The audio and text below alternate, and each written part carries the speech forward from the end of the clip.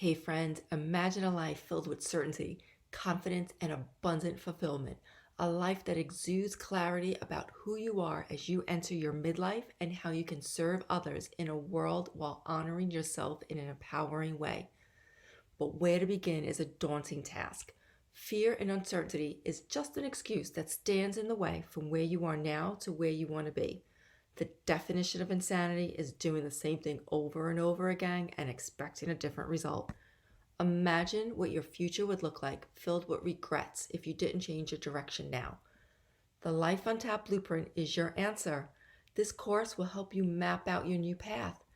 Have you inadvertently put yourself last all these years, putting others first, only to wake up and find yourself lost in the shuffle? I have so been there. Girl, let me share with you the lessons I've learned to create a new path to rediscover yourself. Together, let's go on a journey of mastering your potential, tapping into the power that already exists inside of you. We'll tackle confidence, self care, organization, health and well being, money mindset, and how to kick your limiting beliefs to the curb for good. We're going to find and establish your vision, get crystal clear on it. I help women who are ready to envision change. For those that are entering their second half of life and they find they need to rediscover their identity and vision, I encourage them to level up, to embrace your unadulterated true self by managing your time productively, by putting yourself first again. I'm obsessed with helping women change direction and rise up in all areas. Let's get clear on your identity. Give yourself permission to put yourself first. This is your solution. In the Life on Tap Blueprint course, you will walk away with all the tools you need to enter into your next half of life while being true to yourself. 6 modules complete with worksheets to live your best life. And when you invest in yourself, you're going to get a bonus call with me to personalize your blueprint. I only have 5 spots available to this because my time is limited, and when they're gone, they're gone. So go to francinrivera.com/courses and I will see you on the inside. At the time of this recording, I am sitting on the floor of a pretty much empty room, the office in my old house.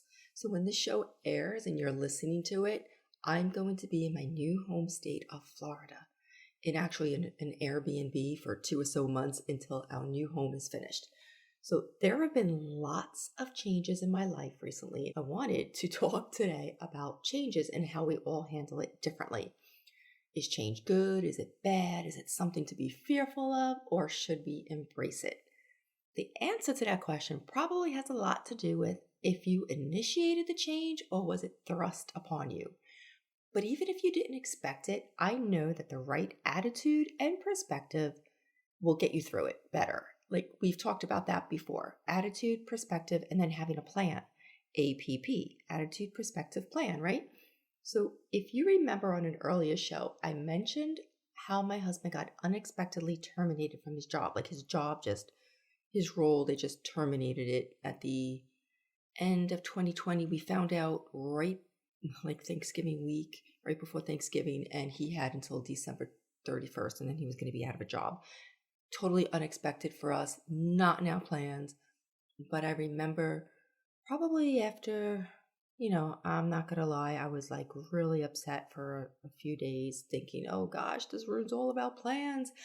But then I remembered how I have to focus on things that not happen to me, but happen for me. And I was like, okay, God, what do you have in store for me? Let me please wait. Give me the patience to wait like an expectant child.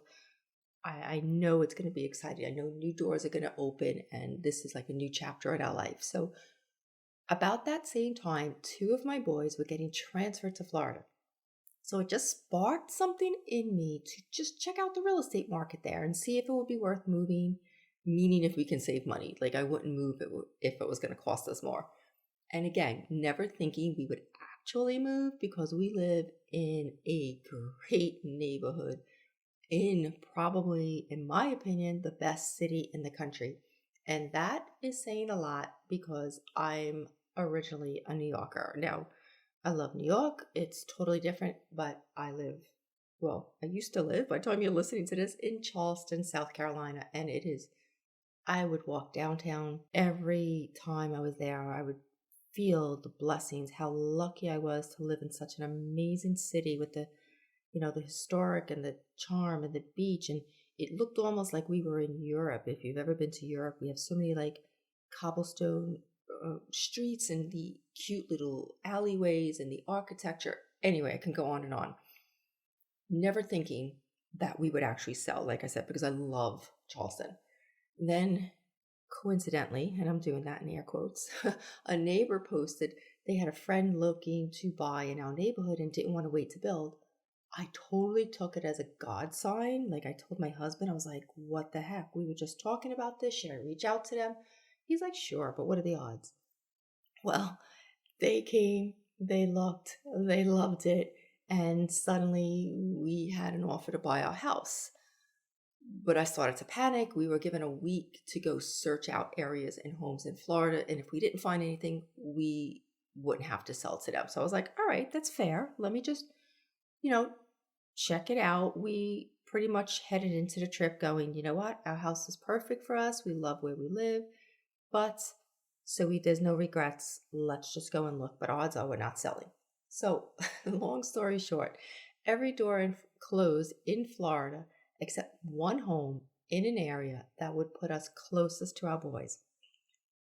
Now, this home is a one-story. I'm currently in a two-story home. I've always wanted a one-story home.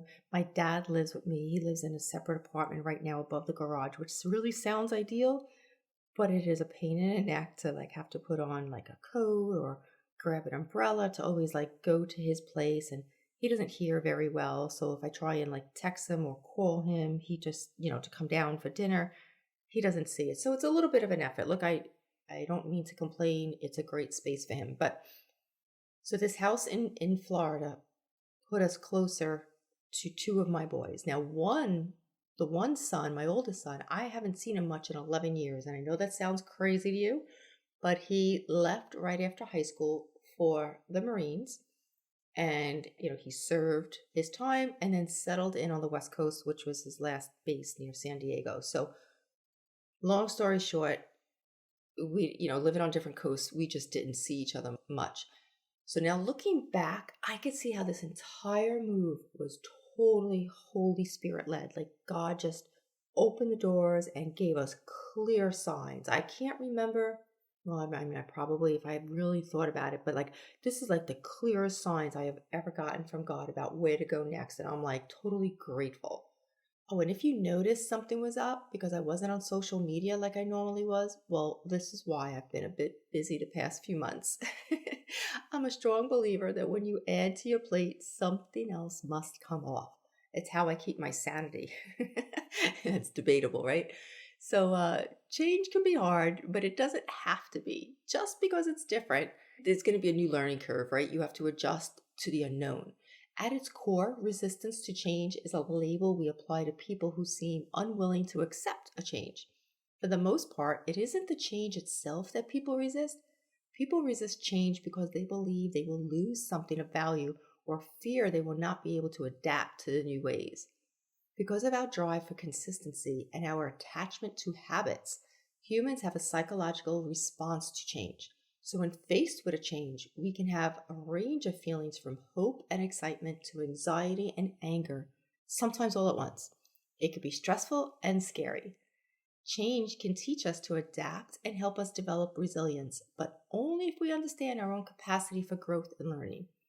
When change makes us better, it's because we've learned to turn a challenging situation to our own advantage, not merely because change happened. So I truly think, again, with the right attitude, perspective, and a plan, that app, that you can go into the situation and yeah, I'm sure it could be stressful and you can have a little anxiety because it's unknown, but I truly believe it makes us better people in the long run. So my recent move doesn't fall into the same category of a bad change or an unexpected change thrust upon you, like the death of a loved one or the loss of a home or another tragedy or illness. But with that plan we spoke about earlier, that app, change, you could just be equipped to handle it better. Okay, let's just put it that way. And it's all about how we handle situations So, change can also ensure that a bad situation ends, especially if you're initiating it because of a certain situation. Like a bad relationship or a job environment that's just toxic. So, if you initiate it, you can move on. That's a good thing. So, change is integral to your personal development, and one cannot exist without the other. You may have told yourself that you don't like change, but I'm going to challenge you. Is that a well planned lie? Is that just because that's the norm and that's what you hear? But it's important to always remember that change is inevitable anyway. 2020 was a year of big changes for all of us, with lockdowns and new rules everywhere we went, and every month the rules were different. There's some change we cannot control. That's more of an external circumstance. And, change can also have those external circumstances will often have a dramatic effect on our life. Those changes, no matter what they seem, whether they're good or bad at the time, will teach you something new. External change, hopefully, can make you into a more flexible, more understanding person and prepare you for the future. It will really help shape you. And then there's internal change, which is brought on by personal development or just striving to be a better human, just like in like a growth mindset, okay, instead of just a fixed mindset. Change enables you to become the person you want to be by practicing and enacting change yourself is one of the most rewarding processes you will ever experience. It also displays a very valuable life skill. If you are able to pinpoint areas in your life that you're unhappy with or need further development on, being able to change your approach shows a commitment to progression and a confidence in your own ability. In order to avoid stagnation, it's important for internal changes to be made almost continuously. Like, I'll give you an example. I think I've been evolving and changing more so in the last, I don't know, maybe decade, I guess. I don't really have to pinpoint the amount of years because of the personal growth journey that I'm on. I'm just reading and taking courses, and I have coaches. I have coaches in different areas, and I've gone to personal development events. That is change. That's good change. That's the internal change I'm trying to make to be a better person. So no matter where, like whether it's changing the way you present yourself or developing in your skill set, taking a course, changing your routine, you're your own boss in life. You are in control of you. It's probably the only thing you're in control of. And a huge amount of change comes from within. At this stage of your life, you're approaching a big change with the kiddos about to leave the nest, or maybe they just left, and you're facing new midlife decisions. Like, what direction are you going to go next? I know you want to do more. I know you think you've got that feeling in your gut that I was just made for more, and I put it on the back burner all these years. Like, I get it.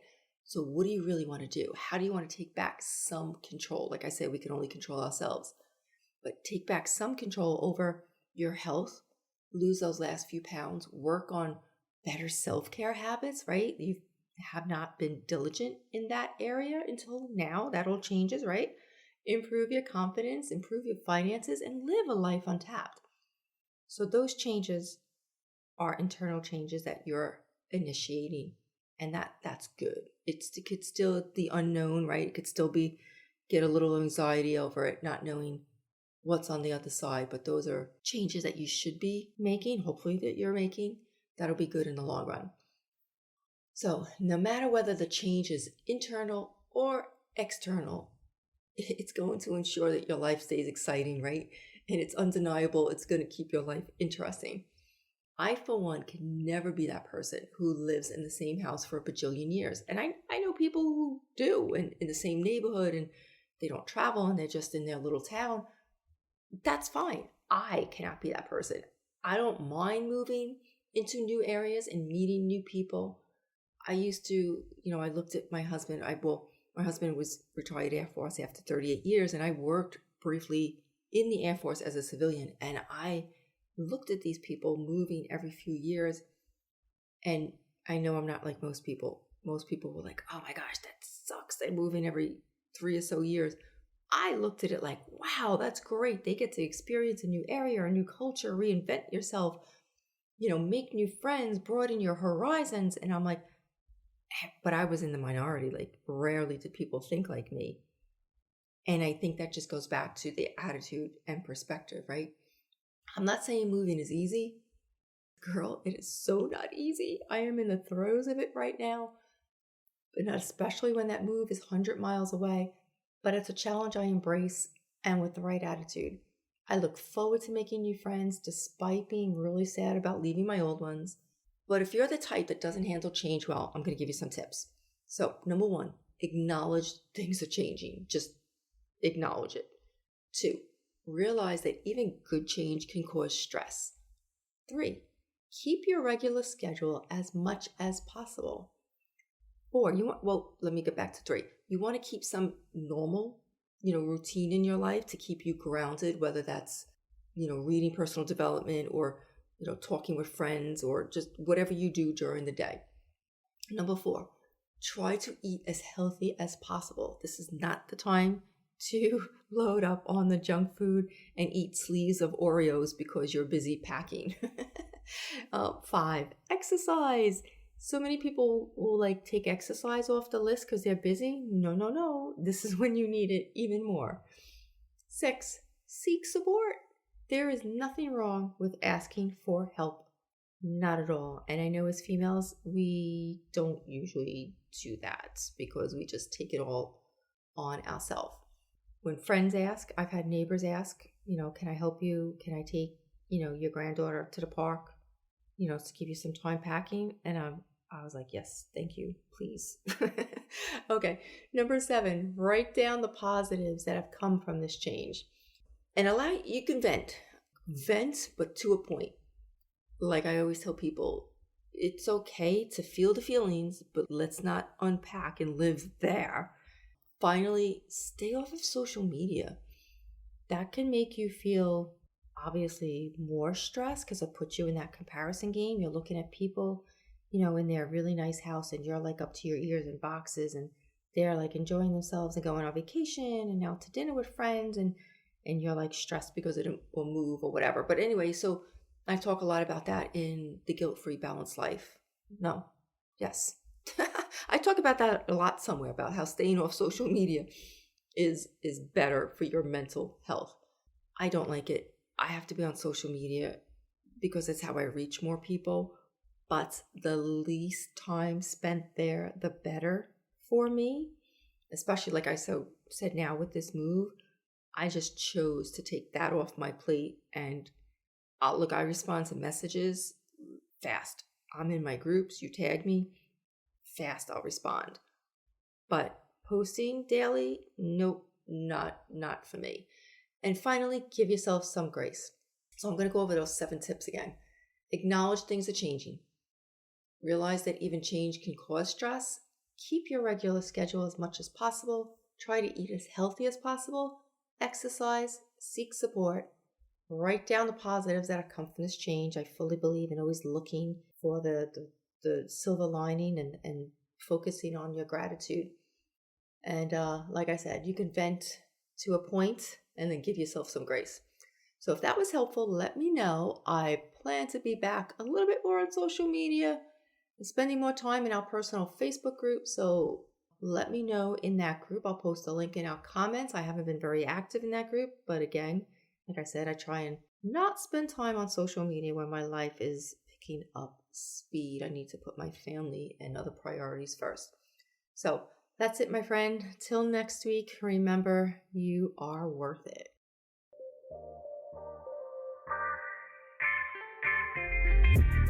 Thanks so much for listening. But before you go, if you found value in today's show, I would love it if you would take a screenshot of this episode and share it with others on social media. And be sure to hit that subscribe button and head on over to iTunes or wherever you listen to rate and leave a review. It is how we can empower, educate, and shift how others visualize their lives. Until next time, my friend, remember to live a life untapped. You are worth it.